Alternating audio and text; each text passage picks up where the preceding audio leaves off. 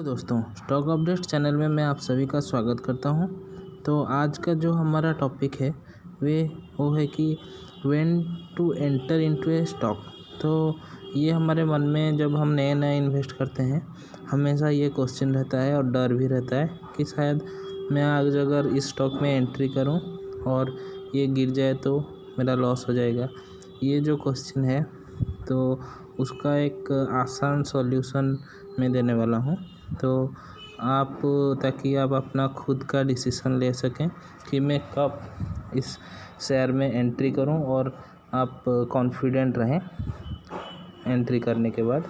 तो चलिए वीडियो को हम आगे ले लेते हैं। तो when to enter into a stock, तो जो ये डिसीज़न है, पहला ये डिसीज़न जो एंट्री करने का, ये अपने खुद का होना चाहिए।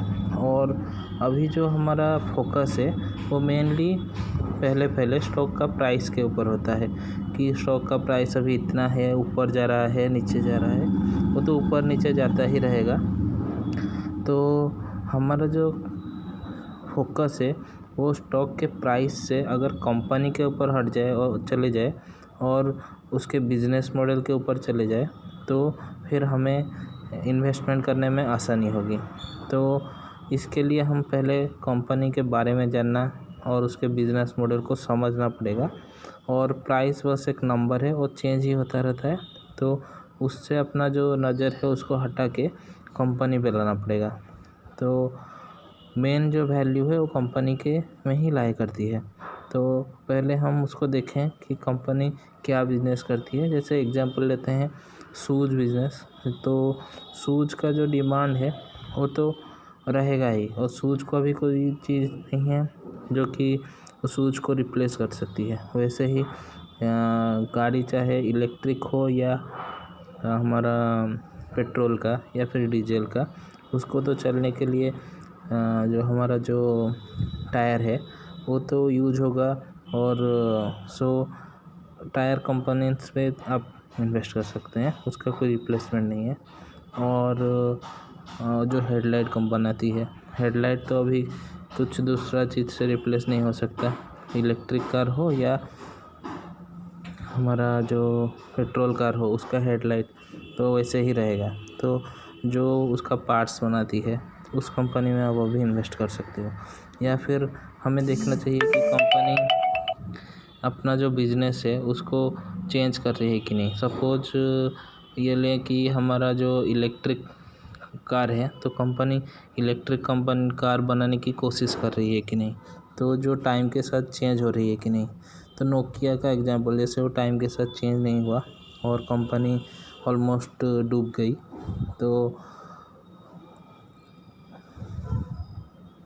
इसको लेके तो हमारा रहना चाहिए नज़र कंपनी के ऊपर, और हमारा जो विज़न है उसको लॉन्ग टर्म करना पड़ेगा। शॉर्ट टर्म में कुछ 5-10% ही इनकम कर सकते हैं, पर अगर हम अपना विज़न लॉन्ग टर्म में नहीं, 10 ईयर 5 ईयर 10 ईयर का लॉन्ग टर्म विज़न रखें, तो कंपनी आराम से आपको 100-200-300% का रिटर्न दे सकती है। तो अगर हमारा विज़न लॉन्ग टर्म है और कंपनी का बिजनेस मॉडल और कंपनी का जो फंडामेंटल्स है वो स्ट्रॉन्ग है, तो हम कोई भी प्राइस में एंट्री कर सकते हैं कंपनी में। और फिर भी अगर डर लगता है तो ये एक छोटा सा स्ट्रेटेजी है जो मैं खुद अप्लाई करता हूँ कंपनी को जानने से पहले। तो इसको हम अभी देख लेते हैं। तो strategy for long term into a strong. तो कंपनी पहले उसको फंडामेंटल्स को देखना पड़ेगा, और इस फंडामेंटल्स के बारे में मैं बाद में एक वीडियो बनाऊंगा। और कंपनी फंडामेंटली स्ट्रॉन्ग होना चाहिए कि नहीं, मतलब स्ट्रॉन्ग होना ही चाहिए।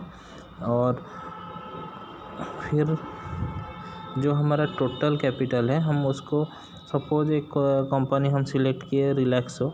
तो रिलैक्सो का मैं ज़्यादा एग्जांपल देता हूँ। तो रिलैक्सो सपोज हम सिलेक्ट किए और सपोज हम 50,000 उसमें इन्वेस्ट करने वाले हैं।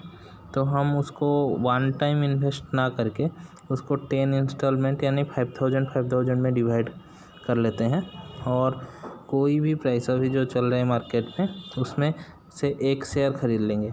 फिर जैसे ही कंपनी एक शेयर ख़रीद लेंगे क्योंकि हम तब तक सीरियस नहीं होते कंपनी को लेके जब तक हमारा मतलब कुछ उसमें लगा ना हो। अगर हमें एक कंपनी को सीरियसली देखना है, स्पेशली जो इंडियंस का जो मेंटालिटी है वो सब सीरियस तभी होते हैं, लास्ट टाइम में ही सीरियस होते हैं जब उनका कुछ लॉस होने वाला होता है सीरियस होते हैं, वो पहले से कुछ नहीं करते। तो एक स्टॉक ख़रीद लेंगे और फिर जैसे ही कंपनी वहाँ से 5% डाउन आता है तो हम अपना फर्स्ट इंस्टॉलमेंट लगा लेंगे, यानी कि 5000 रुपीज़ इन्वेस्ट कर लेंगे। फिर जैसे वहाँ से 5% फिर डाउन आता है, हम अपना सेकेंड इंस्टॉलमेंट, ऐसे करके थर्ड फोर्थ इंस्टॉलमेंट लगा सकते हैं। या फिर अगर कंपनी नीचे नहीं आती है और ऊपर चलती जाती है, ऊपर जा रही है, तो हर 5% अप में हम अपना इंस्टॉलमेंट लगाते रहेंगे एक एक करके, ताकि अगर कंपनी नीचे भी आ जाए तो हमें लॉन्ग टर्म में वेट करके उसका प्रॉफिट मिले, और कंपनी ऊपर जाए तो भी हम वो रैली को मिस ना करें, कुछ एवरेज करके अच्छा एक प्रॉफिट बना लें। और सबसे बेस्ट टाइम होता है जब ये फंडामेंटली स्ट्रॉन्ग कंपनी एक कंसोलिडेशन फेज में चलते हैं, वो फेज सबसे अच्छा होता है इन्वेस्टमेंट करने का। पर हमें देखना पड़ता है कि ये जो फॉल हो रहा है इसका कारण थोड़ा सर्च करने की कोशिश करें। अगर कंपनी का जो कारण है वो इंटरनल नहीं है, एक्सटर्नल है, जैसे कि ऑटो सेक्टर है तो सभी ऑटो सेक्टर डाउन थे 2018 से, तो कारण एक्सटर्नल था। अगर इंटरनल होता तो सिर्फ एक ही कंपनी मतलब एक ही सेक्टर एक ही कंपनी ही डाउन होता। तो अगर कारण एक्सटर्नल है तो आप आराम से ये स्ट्रेटेजी अप्लाई कर सकते हैं और प्रॉफिट कमा सकते हैं। Thanks for watching this video.